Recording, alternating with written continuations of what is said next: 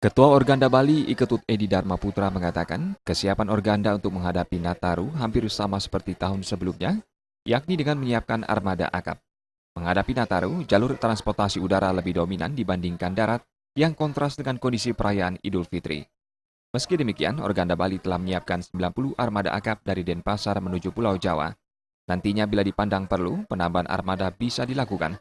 Sementara permasalahan yang kerap dihadapi saat Nataru adalah keterlambatan penyeberangan karena padatnya kendaraan pribadi, sehingga armada akap harus menunggu antrean. Dengan demikian, penggantian kapal penyeberangan dengan daya tampung yang lebih besar dipandang perlu dilakukan. Armada yang disiapkan rutinitasnya ada 90, tetapi dalam hal ini apabila diperlukan kita akan bisa menambah seperti cadangan ya. Biasanya ya di penyeberangan.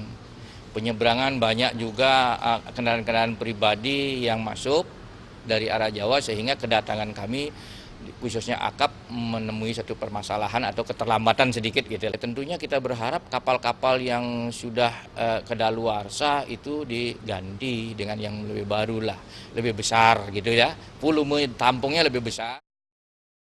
Para penumpang juga diharapkan tidak membawa barang berharga yang berlebihan, sehingga tidak mengundang niat jahat pelaku kriminalitas. Rais Wantara dan Supiatna, Bali TV.